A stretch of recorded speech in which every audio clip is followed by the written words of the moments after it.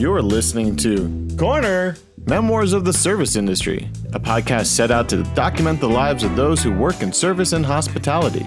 I'm Eric Ochopo, and I'll be running the front of the house tonight. I'm a 22-year vet in the bar and restaurant scene and have worked and managed everything from Michelin star restaurants to dive bars and everything in between. I'm sitting down with members of our industry to talk about why they love doing what they do and share some stories along the way. Around every corner is a new story, a new hire, and a new experience. Guillermo, how you doing, buddy? Good, man. How are you? I'm good. Let me just move this here. Okay, now I can see you. Cool. Ladies and gentlemen, my good friend Guillermo, beer aficionado of the greater Los Angeles area. As you see him pouring a beautiful beer. What are you drinking, Guillermo? It's our new Pilsner that we just released last week. Over at Ogopogo? Mm-hmm. Nice. It's called Snowball. Oh, very cool. It's a collaboration with a band called People Mover. I don't know if I've heard of that band. But it's a band, they dress like these guys. Goes with the whole theme. They dress like little Yetis? They dress like Yetis. And Snowball is the lead guitarist, as you can see. Okay. So this is called Snowball Pilsner. This is our second beer with them. Very cool. I'm drinking Cosmic Runestone. Nice. I'm not the biggest Stone fan, but this has juniper in it. So cheers. So I like juniper. And I got to back up here from Modern Times because I'll probably need that. So anyways, little corner after hours, I guess, because it's in the evening. We're drinking beers. And let's talk about beer. For those who don't know Guillermo, and a lot of people in the bar and beer world do know him, you have been a man about town. You were the beer buyer over at Far Bar in Little Tokyo. And then you went on to Iron Triangle. You were a taproom manager over at Boomtown Brewery downtown. You've helped out with Indie when they need some help, and now you're at Ogopogo. So you're a man who loves the craft and independent beer world. Is that safe to say? Yes, it is safe to say. So, all right, let's walk through it. How did you get started with this obsession and, in a singular focus on beer? It was about maybe 8 years ago. 8 years ago, I had a girlfriend that told me I needed a hobby. And so I started writing about beer, and did it for a blog called Beers in Paradise for a little while. And that kind of got my foot in the door, going to all the beer events and meeting people in the industry. Mm-hmm. I did that for a little while. Then I moved on to Beer Paper LA for a little bit. And then at the time I was working in the auto industry and I lost my job, and I said, I am going to do beer now. I mean, it's from someone who spent, a good year and a half just solely in the beer world. It's a fun industry to be a part of, for sure. In my opinion, it took all the things I loved about working in restaurants, as far as, because you're there, when you work for a brewery, they're actually making the beer on site. It's not just like, there's a lot of tap rooms for the bigger name places where they're kind of shipping in product and maybe they make something up, but mostly it's just to facilitate the sales. So, I know like at Boomtown, where you and I work together, it was cool seeing that process behind the scenes, how they kind of like came up with recipes. And, so that's why I really liked it from working in restaurants for so long. But what was it that kind of drew you in? Like, you got a hobby now, you start writing about beer, but what was some of the things that you started gravitating to, started really like, hey, this interested me. This is something I can continue doing and continue writing about. Which is the people. I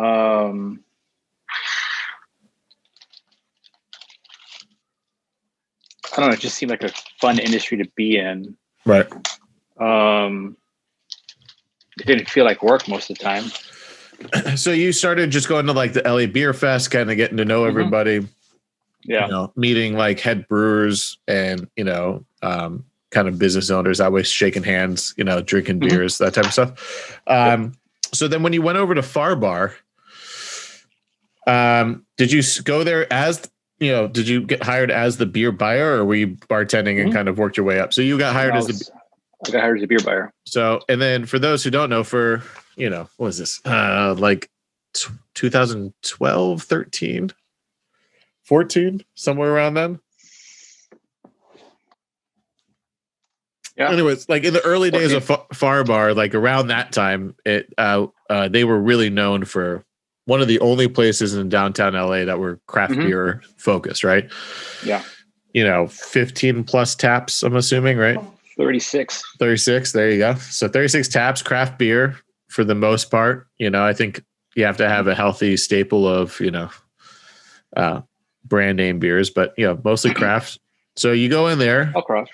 What was the idea behind that? How did you pitch them on staying local, staying craft? Well, it was already established. Okay. As far as what they've been doing, the 3 or 4 years before I even got there, they were pretty well established. I was brought in by the previous beer buyer. Okay. When I got into the industry, when I tried to get into the industry, I befriended him, and he was showing me around. He invited me to hang out with him one day. Okay.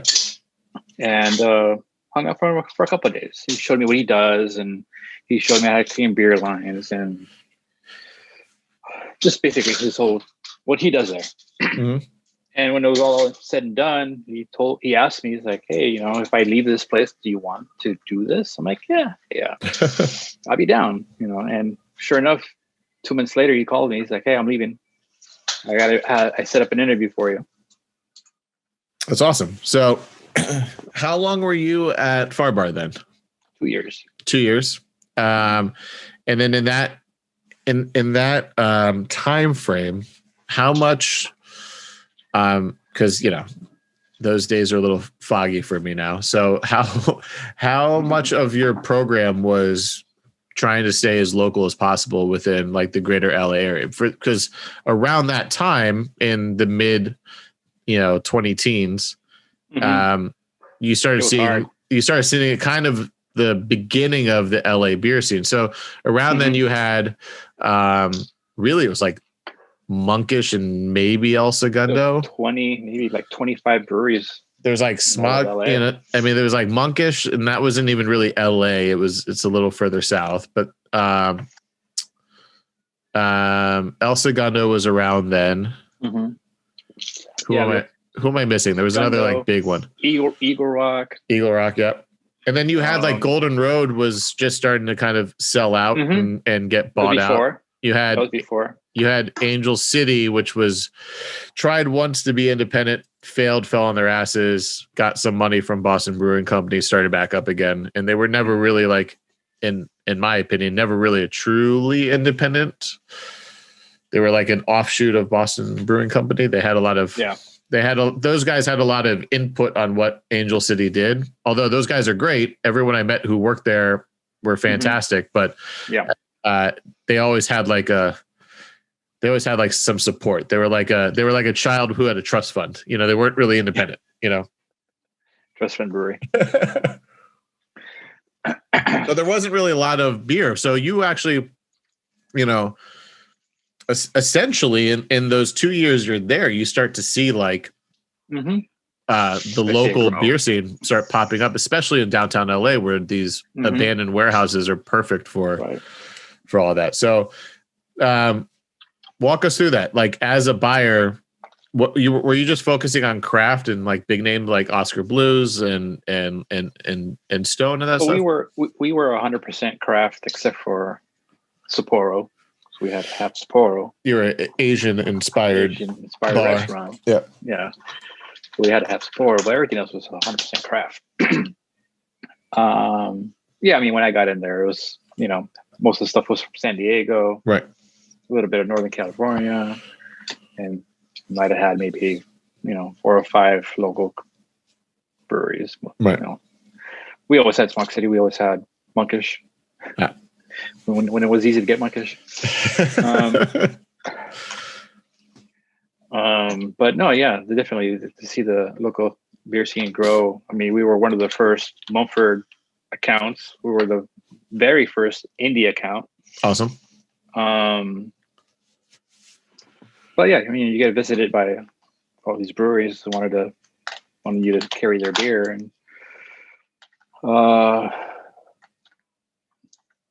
mean, that's one of the perks of the jobs, right? Yeah, like, that's one of the perks. It's everyone hands off beer, and you have an endless supply of it. I know in bars that I've run, that's always been a perk, getting to take home a couple crowlers of this or that from some local. I mean, they're not always great, and you have to you feel like obligated to doubt it, but it's definitely. I always brought some very awful beer from new breweries. Yeah, I've had some, like, especially in the past couple of years, I definitely had some where some breweries are trying a little. They're literally trying too hard. It's like, they'll take a trend like a Milkshake IPA, which I've never truly enjoyed, and then they go, "Hey, what works in a literal milkshake?" And then let's flavor that with some hops. And I'm just like, okay, they don't always, your strawberry shortcake milkshake IPA probably, you probably should have thought that's not going to taste very good as far as, with bitter hops. It's just so a lot of people I enjoy a lot of the things that something like a place like Transplant Brewing does, that's up north in California, but I definitely have tried some stuff for them. I go, okay, this was an experiment. It didn't work very well. Don't ever do this again. Should have never left the tap room. Thank you for bringing it in, but don't ever make this beer again. All right. So I think for me, around that time, I was kind of getting, I was a Pabst and Schlitz guy forever. I don't think I really started enjoying IPAs until I went to Boomtown and started working there, when I actually started tasting decent beer. And it was one of those things where you're around places like Stone or Modern Times. San Diego's been doing this for a while. There's Colorado, Racer 5 was out, and they're quality beers. But if you don't like it and you're not around it, it's not part of your job to learn it. It's something I wasn't going to gravitate to. I wasn't going to buy. But now I can't really drink Pilsners or lagers anymore. I always find them too sweet because now my palate's been blown out by IPAs. But what was kind of the learning curve for you behind it? Did you start seeing trends that you really liked, and were you starting to see things in those early days of people trying to find their footing in the LA beer scene, that they were, was everyone just going straight IPAs in those early days? Yeah, pretty much. Yeah, pretty much. I mean, you have to come pretty hard and pretty good with, as a new brewery, if you're going to come up with me with an IPA. I mean, was that was a litmus test? If we can pretty make a so my question is always, I never had this answer. I figured you'd probably be the best one to do. We have a West Coast IPA that is a signature style within a lot of the LA breweries and California breweries.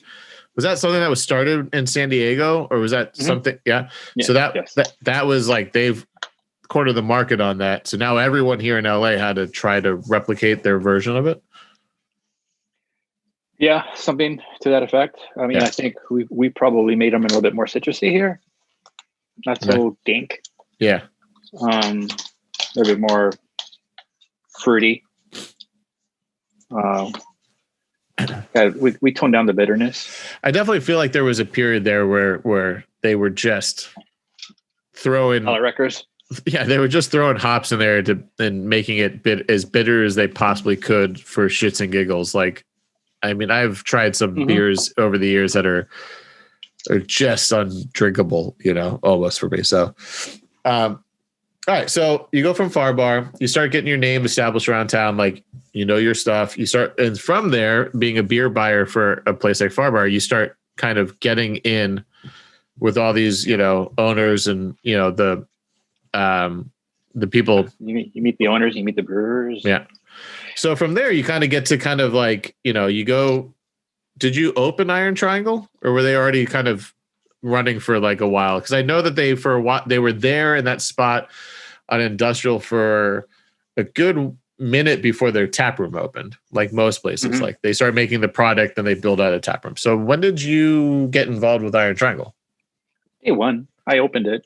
Okay, but I met the owner around town. You know, he was trying to be he was trying to get into the scene. And so he was hanging out he was going to beer events and hanging out at the craft beer bars and introducing himself to whoever would give him the time of day. Right. Like, hey, I'm opening up a new brewery in LA. And I got to know him.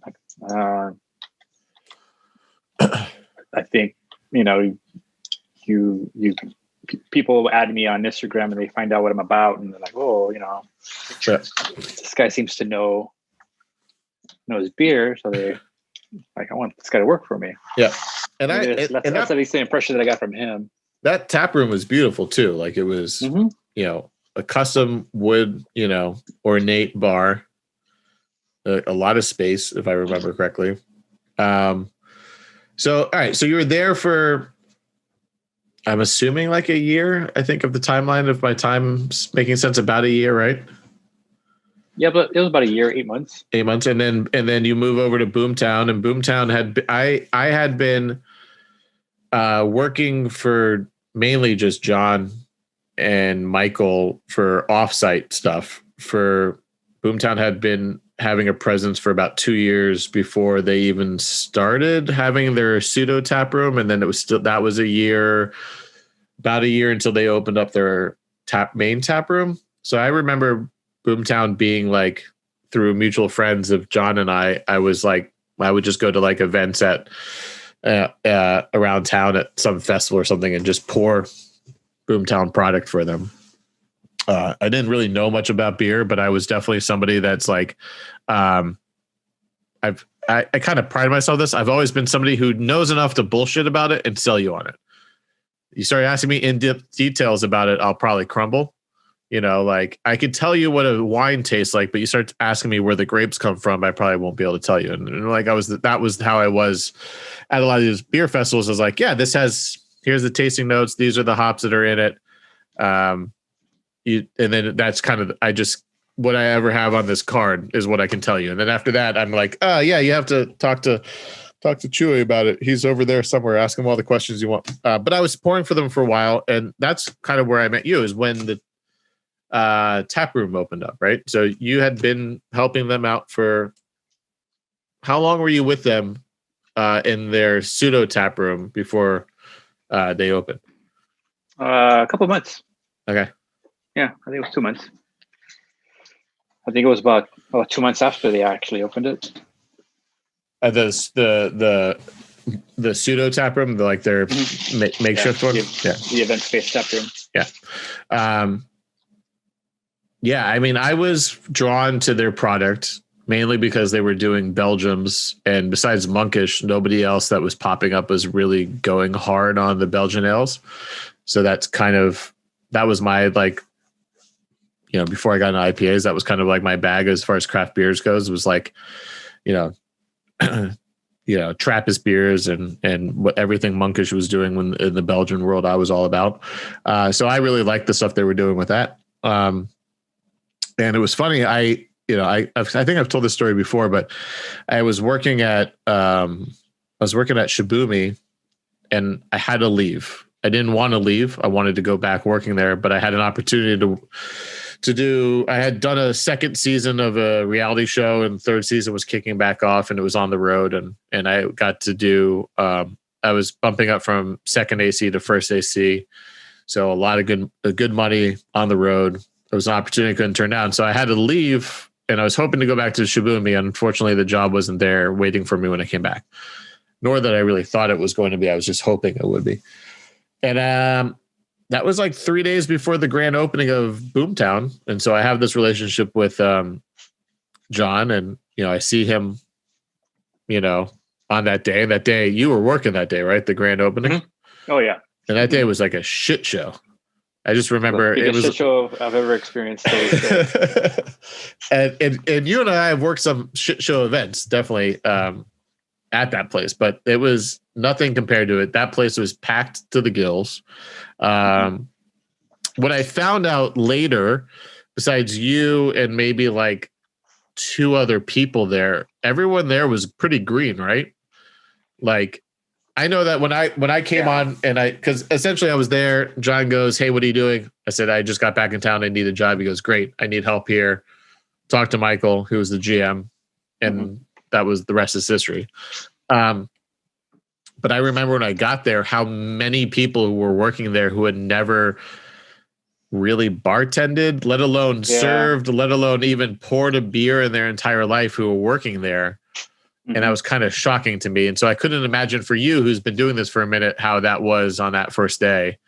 Where, what was it like 3,000 people in and out all day long, something? All day long, at least. Yeah, at least that. In a space that only holds 500 at best. My favorite, do you remember the Yelp review? Somebody Yelped the place. Oh, because of the broken glass in the bathroom. Somebody Yelped it on the first day because I think they were dumb enough not to realize that they were there on the grand opening of a place. It's like, oh, it was a total shit show. Blah, blah, this place is a disaster. The lines are too long. The staff is, unprepared, and there's like broken glass and trash all in the bathroom. So I'm like, yeah, dude, it's literally it's a house party at this moment. Like, cut it some slack. Come back another day. I love that Yelp review. Whoever that is, God bless you. It's always great. The first Yelp review of any place is always the best one. I swear to God, dude, that's the first one I've ever read where the guy who wrote it clearly didn't know that he was there on day one. No, yeah, I had no idea. Like I've heard, we could have been open for 2 months for all he knew. I've seen some like pretty scathing reviews from day one, but I've had some bad experiences within like the first couple of weeks of an establishment. To me, like the first weekend of Pru and Proper stands out to me as a pretty bad experience. But I didn't let that. I was like, hey, it's their first Saturday night. Like they've only been open for 2 days. Like, let's cut them some slack. We'll come back in a couple months and see how they're doing. And eventually they got their shit together. But I still love the notion of like panning a place on day one. But to be fair, as we kind of discussed, I was shocked at how many people like just didn't know what the fuck they were doing, like how to pour a beer. No. Like, and it was just, they staffed it because they needed to. Like, for those who don't know, in my opinion, and correct me if I'm wrong, because I think you have a little bit more experience. In my opinion, it's one of the nicest build outs of any tap room. I kind of always prided themselves, not myself, themselves. I was like, hey, when I was there, we would do $10,000 Fridays and just sell beer, which is kind of unheard of in that world. Like it just definitely had the capacity more than a lot of other places did. So I know when I got there, you and I didn't work so much together because of just like somebody was there during the day, somebody was there during the night. You and I kind of were one in the same position of like, we're senior barmen. So Michael put you during the day and put me at night, and then put me during the day and put you. I don't think we ever worked. I think in those early days, we maybe worked like might have been like 2 or 3 shifts. Yeah. And it was, a lot of that was like a crossover where it was like one of us was like on a couple hours, and then would leave and somebody would close out. Yeah. But I remember, or there was a special event going on. And yeah, you needed to be one side, I needed to be on the other side. Yeah. But I remember I went there as thinking this was transitional. I just needed to make some money. I just got off the road. So you have only a certain amount of money saved up from working production, and I needed something. So I was like, oh, I'll just sling some beers for a while. And I get there, and I remember, I'm not going to name any names because they know who they are. It was like my third day, and we had all these custom coasters that say Boomtown on them. And it wasn't like, I love Michael, but it wasn't like there was any direction on what to do. There wasn't like any pamphlet of like, this is our steps of service. So being a longtime bartender and a server and understanding like marking customers, I started putting all of the coasters on the bar so they're readily available. So the meaning you put them out on the bar in like, 4 feet of 4 feet away from each other, these different stacks. So then when you see a customer, you just take one and you put it right down in front of a customer. So now everyone knows that this customer has been greeted and that I've talked to them and they're looking over the menu, but that way that they're not being, hey, can I get you anything, like by 4 different bartenders behind the bar. Mm-hmm. So I remember there's one time I'm putting them out and then I pour a beer or whatever, and I'm interacting with the customer. I pour another beer and I look and they're gone. So I go and I put them back out. And then I'd see one of the bartenders there and she's just taking them back off. And I'm like, I go to Michael that day, I go, Michael, like, I need to be a manager at this place or I have to leave because I'm going to end up being one of those like bartenders that tells all of their colleagues what to fucking do and that they're doing it wrong. Like, I need a little bit of ownership here because it's driving me nuts. Cause it was just like, these are certain things you do. It's like napkins on the bar. You don't take the napkins off the bar. They're there for a purpose to mark the guest, but I can't tell her she's fucking up because she had technically been there longer than me because she worked a couple of the like event space days. But it was one of those things that drove me nuts with how green that crew was. Like, and I remember having in talks with you and I like closing up shop some nights or just hanging out and just be like, dude, like, and they were all hard workers. They wanted to learn. You give them a little bit of structure and everyone there was more or less pretty good about it. And it was an easy bar to work. And they were very good about getting us like tasting notes on product and trying us out on it and allowing us to try stuff when it hit. So I felt like everyone there eventually got the hang of it. But those first few weeks, I was just like, dude, if you don't make me some sort of manager here, I'm going to lose it. And everyone's going to hate me. And I'd rather them hate me as a manager where I'm getting paid a little bit more than me as their colleague. So please rectify the situation. I would have been in the same boat. Yeah. Yeah. So, I mean, look, I enjoyed the hell out of that year working there. It just ended up having to be a point where like, and I know you can speak to this, it just got to a point where there was a ceiling at that place and ownership just was like, this is fine. There's no need to like do anything else. We're fine with it. And I was just kind of in need of a little bit more challenge in my life. So that's kind of why I left. I still loved working. That's why I left too, but that didn't work out so well. Well, I think you and I also had, a little shit luck when it came to the places we fell after there. I know I did. Yeah. But yeah, so that was kind of my whole thing. So you went there, helped out with Indy and a couple other places that you ran. But now you're with Ogopogo. They're a newer brewery here in the greater Los Angeles area, the San Gabriel Valley, 2 years old. Walk us through that. What makes them stand out, against the rest? Well, first of all, both of our brewers are very well experienced. Yeah. Jason came from Mason Ale Works, and before that he was with St. Archer, and before that he was with Golden Road. Oh wow. Yeah. Ryan, the other brewer, they both met at St. Archer. I don't know where he went. I think he stayed at St. Archer when Jason went to Mason. I think that's where they met. I'm not sure where the rest of his experience is from. But it's just those two guys basically running the whole show. Okay. Ogopogo is the name of the Canadian Loch Ness Monster. As you can see. I thought those were swans, dude. I'm not gonna lie. I thought they were swans. those are Loch Ness monsters. Okay. And all of our beers are named after monsters or mystical creatures. That's awesome.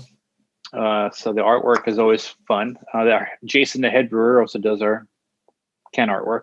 Awesome. So it's all done in-house. I think I have another one over here. Let me see. Well, while you're going, I'm going to crack open my next one. Well, I might as well get another one too. So I'm going to be completely honest. I just bought this for the label. I've never had it before, nice. but it just looked pretty. There's another Bandera. That's cool. All right. So let me segue into this because I am a sucker for good artwork. I have always enjoyed Mumford Beer's product, right? Mumford and in Skid Rokio. I've always liked their beer. I don't think it's the greatest beer in the world, but it's definitely sure as hell isn't the worst beer in the world. It's pretty good. It's pretty good beer. But where I think they win, where most breweries fail, is their can work. Their can artwork is just always top notch. It's always different. Like I remember and you can speak to this a little bit. Indy was canning beers for a while, but all of their beers were color variants of the same thing. They all looked the same. The label was always the same. Boomtown, besides their artist series, their core beers are all labeled the exact same way. In your experience as a buyer and as in managing and working these places, my opinion is uniformity makes the beer disappear on the shelf, in my opinion. I get why you want branding across the board, why you want your branding to be on point. And I think in some cases in sales and business, that's important. I like what Stone does, where they always have some sort of like branding, but then they kind of branch out a little bit. And different variants of the same branding.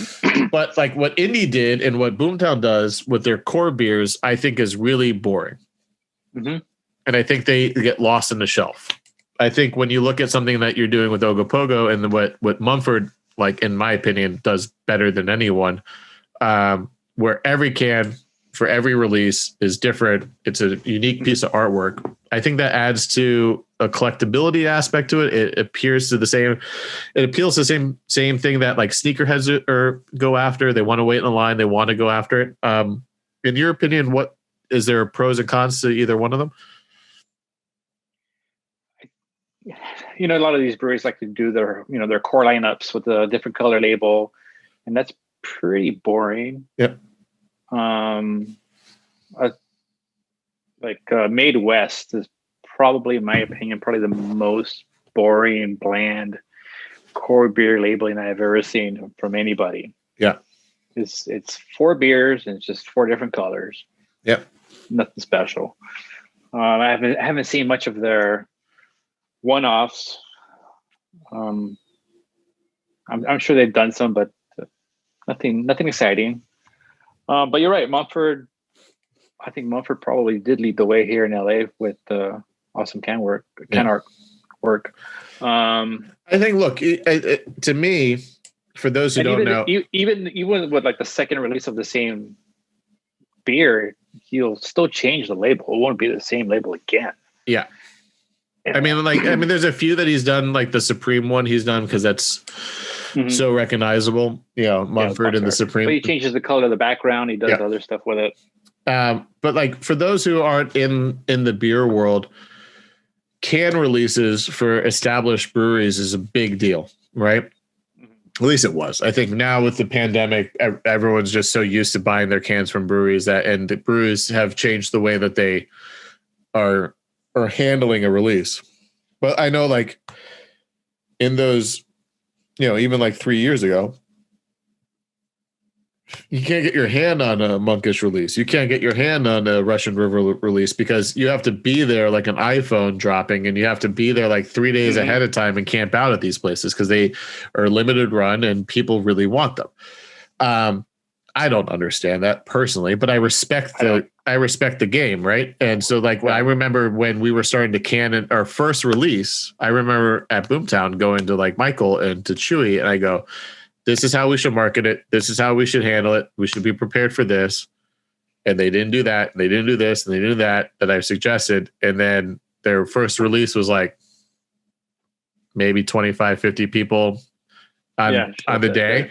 And I'm like, okay. And they were like happy with that. And obviously the can releases got better over time and everyone has to find their way into it. But it's one of those things where like, you can recognize patterns in the world and go, how do we capitalize on this?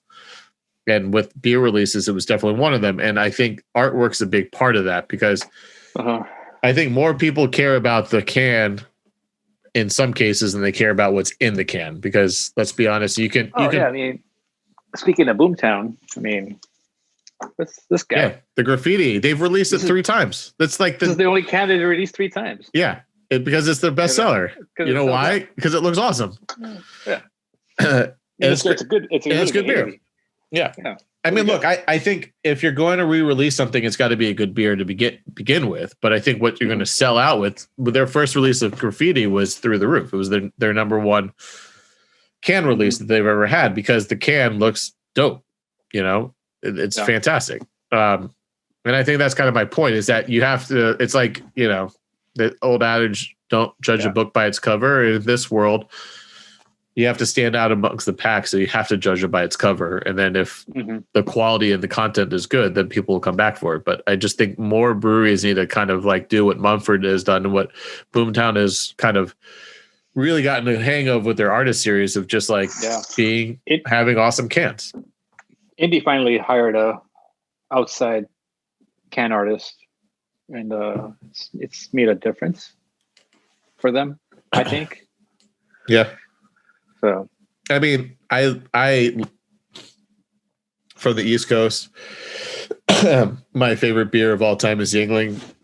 So when Indy came out with their version of Yingling, I was there day one and I bought it. I bought like 2 4-packs of it. I think they got a cease and desist because the second can did not look the same. They did. I mean, they still make it, and it's still LA because it was called LA or from PA to LA. Yeah. And now it just has the Keystone. Yeah. It's enough changes, but it looked like for those who know, like it looked like a Yingling can. Yeah. It was fantastic. It was a little sweeter than Yingling. Again, going back to the fact that like I think most craft lagers are too sweet. I don't know why. I don't know what they're doing. But I feel like because it's really hard to make a really clean lager. I know it's and lagering, and that's kind of what I learned at Boomtown. Like actually lagering a beer is a process. It's not just a style of beer, but the process of how they brew it. It takes a lot longer than most people want for the like an IPA. What is like 3 weeks, 4 weeks? Very clean, and it's not sweet at all. Good, yeah. I like a clean beer. I like Pilsner with that's crisp, clean, a little bit of bite on the back end. Yeah, it's a German style. So I guess, you know, we can wrap it up a little bit on, you know, you've been around beer for a while now. You know, obviously COVID's changed the way a lot of us get to experience it, but like moving forward, is there anything you love to see these independent breweries do? Like, is there a style of beer? I used to joke around and the first brewery that would make a malt liquor or is going to dominate the market. There's out there actually. Who just released a malt liquor? Somebody just released a malt like an independent Colt 45. The hipsters will love it. Oh, so well, I think Mumford had come out with the malt liquor, and they actually had orange juice behind the bar. So, well, again, Peter is a different cat, right? I love Peter, but Peter is definitely like he gets it on a different level. Like he, you know, I love him. But so look, are hazies dead? Dare I say? Can we talk real? Unfortunately, they're not. But I think what's starting to make a comeback are lagers and pilsners. Okay, I think those are making a nice comeback. That's all I drink now. That's all I try to drink now. I'm still over here waving my flag for a red ale. Like, hey, you nobody makes a red ale. You know what's so they're funny? The best. You know what's so funny to me is that I've always considered red ales from a brewery to be kind of like, what's the word I'm looking for? Like the standard beer. Okay. Like this is a beer that you can make, not really mess it up. You know, right. Like this is your basic. You can't mess up a red ale. it could be a little sweet. It could be a little dry. No one's going to care. You know, I would say that the tolerances for messing it up are greater with the red ale. Like people will forgive more. But I will say the best beer that Boomtown has ever put out, in my opinion, was their Blacklist Red. I don't think they've topped it. I don't think they've come close. It's a hoppy red. It's a hoppy red. Part-time lover. I wish I remembered her name because she deserves all the credit. That was her first beer at Boomtown, and that was insane too. Wasn't as good as Blacklist, but it was damn close. What was the other red? And then we had the one with the heather tips, but that was like an amber more than a red. Yeah. But Blacklist, a hoppy red. You make a good hoppy red ale, I'll buy it. I think it crosses the bridge for everybody. I'm always looking for that. You can still find them in San Diego. They're still making them down. I just think, look, it's not cold enough in LA. I get it. People aren't craving the malt flavor as much because it's like a perfect, 70 degrees here. I know San Diego's colder. I know up north is colder. Anywhere else. The last red ale I bought I was actually very disappointed in. It was an Irish red. I didn't like it. Irish reds are tricky. They are. Well, they're very tricky, and I think that my beloved Killian's Irish Red from college is not the same today as it was, 20 years ago when I was in college.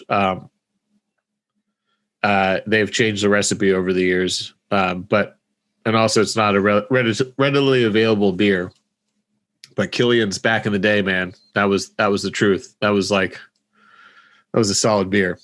Back in college, we're drinking like Keystone Lights and shit and Natty Lights. So like when you buy the six pack of Killian's, you were splurging a little bit, but it was solid beer. It was great. I still maintain red ales are like my truth. If you can knock a red ale out, you're doing something right. And I wish more breweries would do it.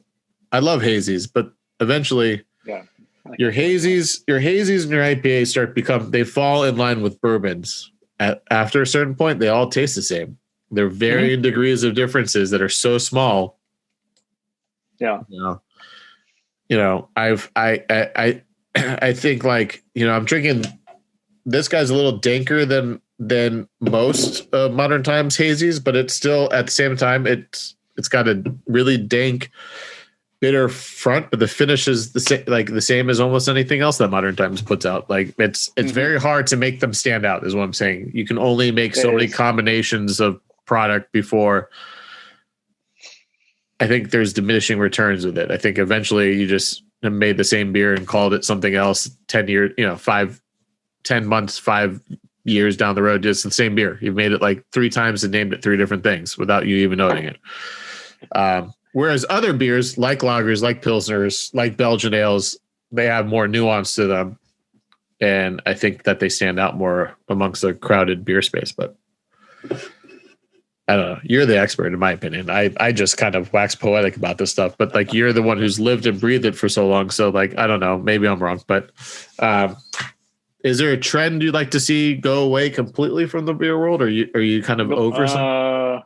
Slushy beers. What the hell are slushy beers? Basically, okay, so I'm sure you've seen the extracts or the big old boxes of fruit puree that they add to beer whenever they want to add fruit.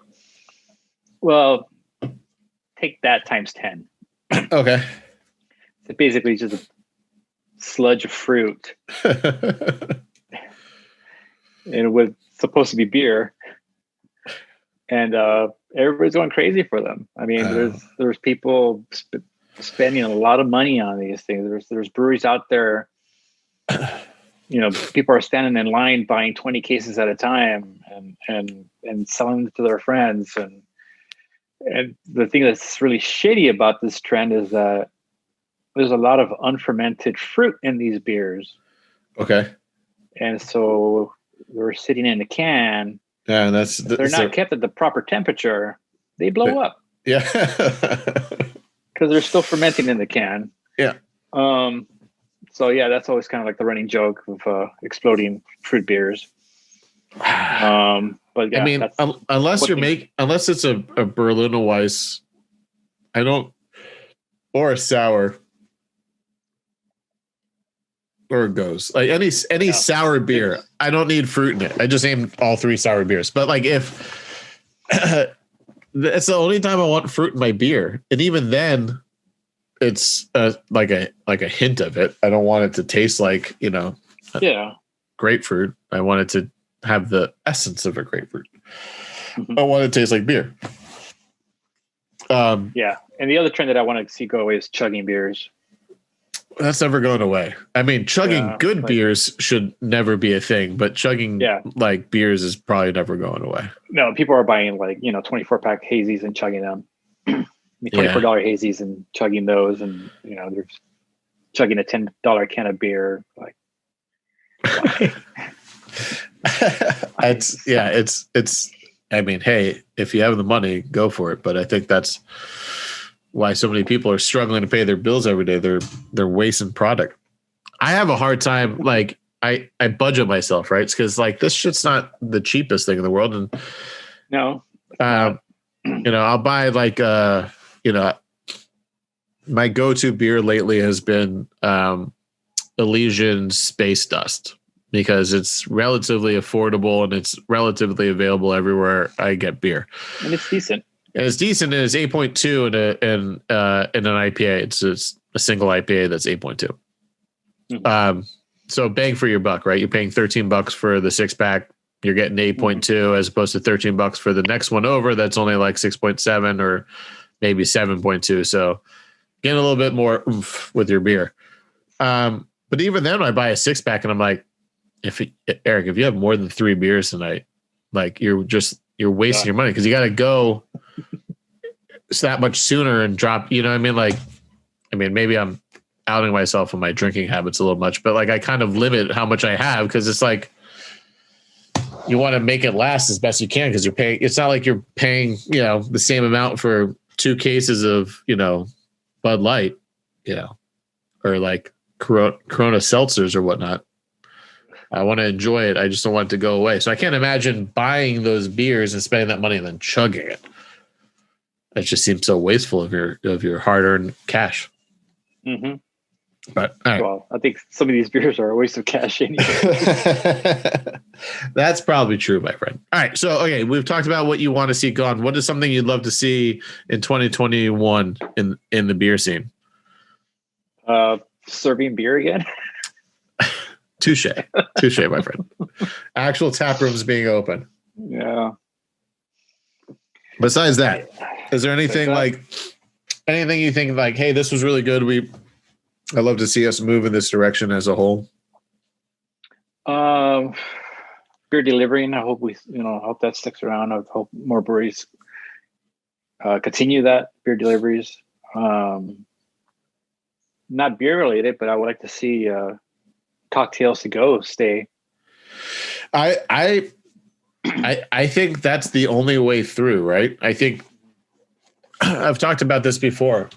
That has to say the ABC has to extend that for at least, like, say everything opens up in August. You have to extend the booze to go, cocktails go for at least a year from when everything opens up again, because not only things are going to open before things are ready to open. The economy is going to demand it to be so. The business owners are going to demand it to be so. It's eventually going to get to a crushing point around summertime. If coronavirus hasn't been under control, that eventually people go, enough is enough. Somebody's going to give. I know a lot of business owners right now who are getting a ton of pressure, and kind of really shitty pressure from the landlords to open. If you're not opening, we're going to take you to court type of stuff. Because they want to collect rent, and they know that they can't collect rent from somebody who can't be open, but they're trying to find ways to make people be open. So eventually something's going to give. Bars are going to be open again. Restaurants are going to be open again. But I don't think the customer base is going to be there as strong. I think there's a large contingent of people. Lag for sure. Yeah, I think there's a large contingent of people who are going to go and they're dying for it. I know I'm dying to be out and about again. Mm-hmm. I just don't know how gun shy will be to actually do that. So you have to allow these restaurants and bars to have a revenue source. And by taking away the to-go beers and to-go alcohol because they're open, you're going to crush a lot of people's revenues because they're relying on that right now. And it will just be another quiver, another arrow in their quiver for them to be able to make money on it. And it's going to be years before we see packed clubs again and packed bars again. I think at least a full year, at least like summertime 2022. But you have to allow that. I agree with you. If they don't, you're going to see a lot of places close, and you're already seeing places close, unfortunately. But I just think a lot of places who've been grinding it out, selling cocktail kits, just won't be around, unfortunately, because that's their only revenue source. And it's also just stupid that we live in a city and a state where you can't do that, because there's so many other cities and states that allow you to do that. Yep. And they don't have more deaths. They don't have more DUIs. Not like LA gives a shit about DUIs. They capitalize on that so much. Mm-hmm. Honestly, I don't know how LA is functioning right now without all the bars being open. Like real talk. LA makes most of their operating budget off of DUIs and alcohol related offenses. That's why our public transit sucks. That's why the subways won't stay open all night long. Mm-hmm. They want drunk drivers on the road because they want to arrest them. They want to charge them out the ass for court fees and processing fees and all this stuff. And they make so much money off of them. I don't know how they're surviving right now without all the people on the road drinking and driving because the bars are shut down. I really don't. I agree. But I think that's a podcast for another day. Me ranting and raving about the LA criminal system. I think I could do like a whole series on that. So what's next for you, man? Ogopogo, you're right there. Just waiting for Ogopogo to open up. We're hoping to get our own canning line here pretty soon, and that'll help me hopefully to get some more hours and have you seen on working tap room. Have you seen the cost of canning lines kind of go down? Like I feel like if I owned a canning line company, because there's only a few that I think make them, that I'd start lowering costs to get them in to help more of these independent breweries like get in there, like, because they can't sell beer from a tap room, so they got to sell product somewhere. I know there's money to be by renting them, but I would just feel like the longer play is, the maintenance and the repair of something. You would think the problem that we're experiencing right now is that it's really hard to get financing. Okay. I don't think anybody has the money to pay for it cash. True. I mean, these things cost, $80,000 if you really want a nice one. That's what I was saying. There's the smaller ones that you could probably get for like 50, but they're not scalable at all. Right. But yeah, I mean, they go up upwards of $100,000, and getting financing right now is difficult. That's been our roadblock right now, is getting the financing for it. Yeah. Well, I mean, I hope you guys get it. Otherwise, we would have had one a couple months ago. So, I mean, where's the cost of that? So how much is it just to rent one for 2 days to put out? You figure it costs about 27 cents a can. Okay. To rent one. That's usually what the going rate is. So if you do the math, it's about $2,500. Okay. Or between $25,000 to $3,000 for one run. So you just have to figure out how many runs you want to do and figure out what. It gets to the point where our monthly payment on a canning line is about the same. Yeah. But again, the financing's hard. Yeah. I know like at Boomtown, their big thing was they finally got their canning line set up, and I don't even think it's a very big one. I think it's just enough to get them to survive and get out there. Yeah, they didn't get all the bells and whistles on it. Yeah. And then even then it's still tough. Like, I'm assuming, I don't know one way or the other, but they have two buildings essentially. And I do know from there that it's technically two different leases that they have. It's not like two buildings, one lease. They have to justify. They're only making money out of the brewery side of it now, and the taproom side's closed, so they're not making money off of that. So at what point do you just go, hey, we don't need this anymore if we're just going to do this? I don't know. I mean, I'm not, making those decisions, obviously, but I feel like that would be a conversation that's happening on a regular basis. But they're abnormal. I think Boomtown's size is not the norm. I think they're a very large brewery, so they have a lot of. It's not easily set up to go. They had to set up the little cubby hole gate thing there to sell beer through. Yeah. Or like for us, we just had to let people come in through the front door and they walk up to the counter and get beer. Yeah. Yep.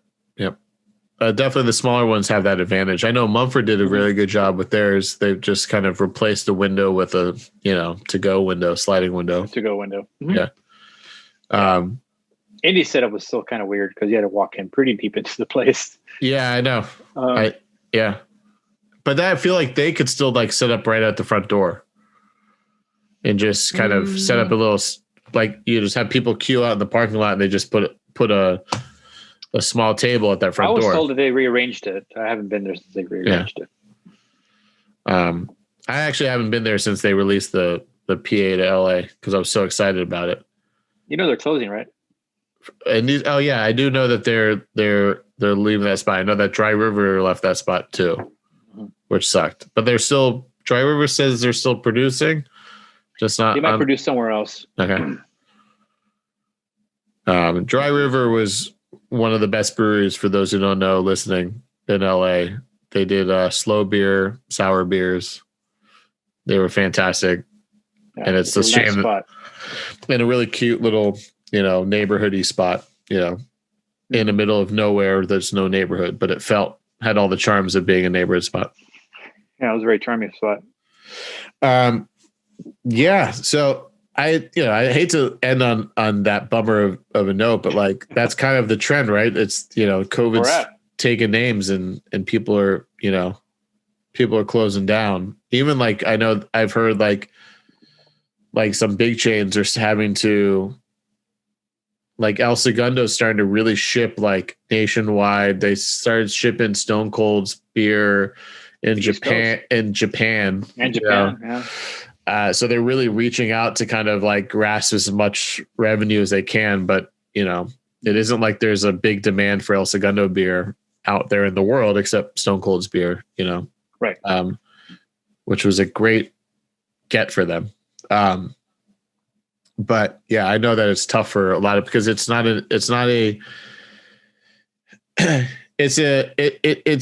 put it this way. It's a great margin business brewing beer, right? Your cost per can, is relatively low because you're making so much of it. But when you aren't selling a bunch of it, your margins start to stack up because it is an expensive operation to make, 15 barrels worth of product, 30 barrels worth of product. Like when you're making it a large scale, that's expensive as an upfront cost. But when you're actually like pricing out per bottle, per can, it's really, your margins are insane. It's maybe like, like $1 in this can and you're selling it for $7-8 a pop, or selling it off as a 4-pack for, $14-15. So like your margins are pretty good, but operationally, you're chugging through money because it takes money to make money in that regard. So I feel for the brewery companies. I think that they are uniquely hit because they're still able to produce, but they have less revenue streams on how they can distribute. So it's like if a bar's closed, like obviously Far Bar fell off, but like if Far Bar was still open, but they're not now, they can't really operate. So they're not going to be the biggest buyer in town like they used to be. Right. Most restaurants are closed, most bars are closed, or just doing to go. It's tough. I feel for them, but I think that, even with indie closing, I think that they'll still come back in some regard. I would hate to think that like a company that's been around. I think they're done. Oh, really? Yeah. That's a bummer. Yeah. They're just wrapping up operations. that kind of bums me out. That's like, they're kind of a staple LA beer, like when I think of LA beer, I think of indie. They built a pretty good following. Yeah. I'd be interested to follow what those guys end up doing, after this, but curious to see. Yeah. Well, all right. Well, way to end the show on a down note there, Guillermo. Fuck, man. Well, I guess we can end it positively to 2021 in hopes that there's better times ahead. I think that I personally don't think that the indie craft beer is going anywhere. I think that the stronger days are ahead of them. I think most places will weather the storm or adapt or find a way to reopen. I honestly think indie might be done for the time being, but I think there was enough of a culture that they built that if things start to open back up again, I could see them come back. They might not be in that spot again, but I think that there's definitely, they built a culture around what they did. I think almost better than anyone.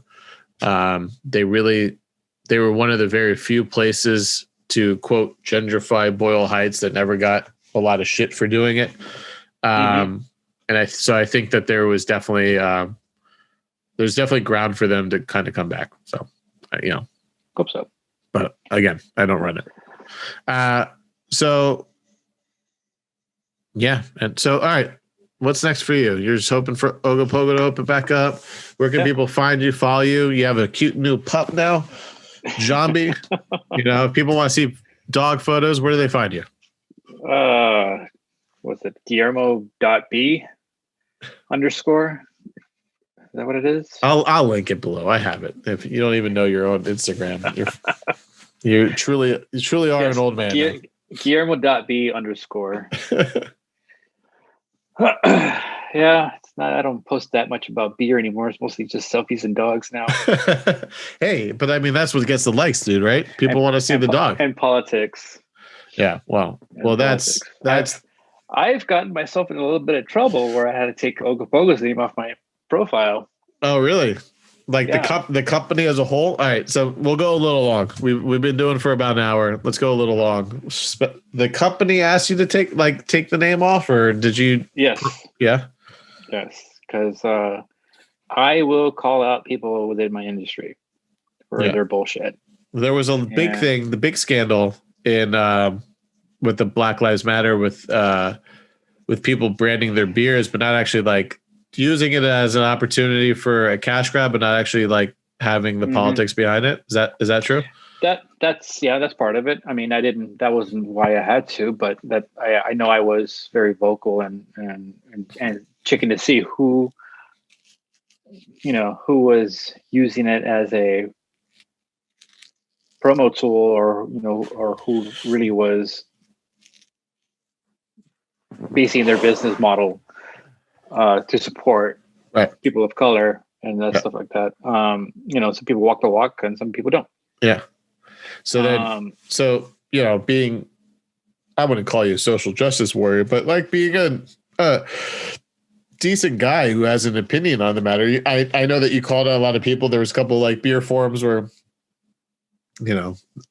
all walks like beer. So there are definitely people who fall on the opposite end of the spectrum who like beer as well. So I know that you had a couple public arguments. My favorite was it somebody just thought you were some white dude? Was that the thing? Well, I mean, didn't you get shit? Didn't you get shit from a social justice warrior who thought you were like white privileging it? Yes, somebody thought that was kind of co-opting the movement. I'm like, ooh, hold on a second. I am Mexican. I mean, did the name? I guess I'm white, but I'm Hispanic white. Yeah. So, I never considered myself. I will say this: it's about time the Mexican American population feels the pain of the Italian American generation because we've been mistaken for white for a very long time. But I can tell you that we're not white. Not like some guy down in Kentucky is white. But going back to why I was told to remove my employer, I called out a brewery in Anaheim for staying open during the shutdown. I called them out on their privilege, basically. This is a brewery that, from what I've been told, is owned by law enforcement people. Oh, yeah, I remember that. Yep. And, you know, I mean, you scratch my back, I scratch your back. So I'm sure they're not afraid about being, you know, closed down.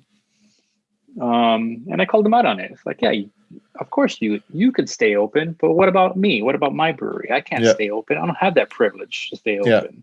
We have to worry about losing our license. And you have your buddies, probably in ABC, probably at the health department. And to this day, they're still open. They've been open since November. Like people inside and everything. Down. Yeah, it's crazy. Yep. I mean, they're still following protocols and stuff like that, which is fine. But at this point, why follow any protocols? You're already breaking the law. Yeah. Why not just go all the way? Yeah. You know.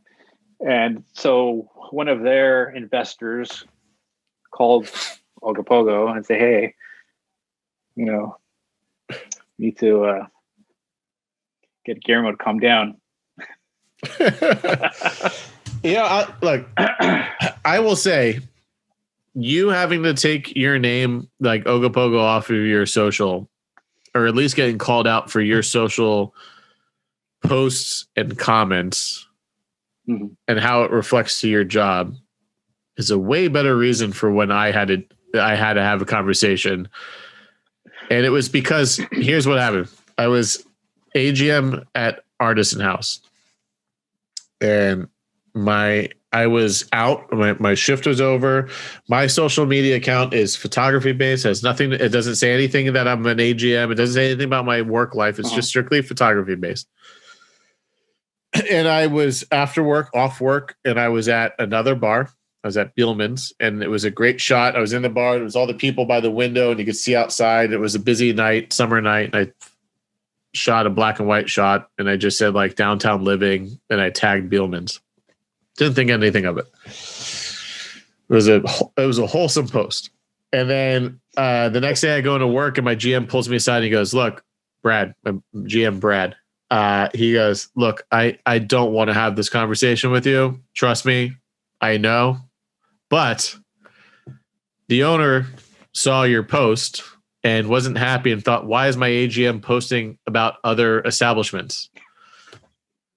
And I sit there seething, and he goes, I know, I have to say this, I know. And I had told him, well, tell him he can go fuck himself, and he wants to fire me, he can fire me, because my social has nothing to do with my job. So if he wants to fire me, he can come down and he can fire me. But I'm not taking it down, and I'm not changing anything. And he goes, okay. I go, you're not going to tell him, are you? He goes, nope. I'm going to just tell him I had this conversation with you. I'm like, okay. So I immediately like block him from my social. I'm like, fuck you, dude. Like, I'm not doing anything. I'm not doing what you're doing. I'm not calling other people out for their shitty behavior. I was just posting a photo about town. Because my job as your AGM is to be informed and be connected to the community. At least I thought it was. Yeah. So, I mean, I post about other breweries on my social media. Hey, at least you were out there doing good work. I was just, got reprimanded for just taking a photo. And I'll do it again. Yes, you will. All right, my friend. Thank you for coming on. This has been fun. I would love to get more in depth with beer with you if the audience likes the content, and I think that there's a wealth of things we can talk about within the beer industry, especially as things start to open back up, especially as like life gets back to normal a bit. But anytime you want to come back, we'll chat beer. I think sure. Maybe we do like a small segment or something, like highlighting our favorite new beers around town. But yeah, man. Yeah, let's do it in person next time. Yes, it has been it's been at least a year since I've seen you in person, my friend. No, actually not true. It's been a few months. We went out to dinner early pandemic before it started getting really shitty out. Like 4 or 5 months ago. Yeah, 4 or 5 months ago. We were out dinner. It was October. Yeah. Yeah, like September, October before it really started getting really bad out here. Yeah. Well, Guillermo, I love you, man. You know, I'm glad that our paths crossed. And you've been a great friend, and I look to you when it comes to all beer things because you're way more knowledgeable than I ever will be. I'll link your social below so people can see you and your adorable pup. And yeah, so I will just sign off, man. Thanks for coming on, guys. It's been another episode of Corner Memoirs of the Service Industry. Thanks again for supporting us. Please subscribe to our YouTube channel if you haven't already, and make sure you're following us on Spotify and iTunes Music and blah blah blah blah blah blah blah. I hate shilling all this stuff, but I need to do it because that's the only way people will do it. Guillermo, thank you. Until next time, I'll see you later. Bye bye. Cheers.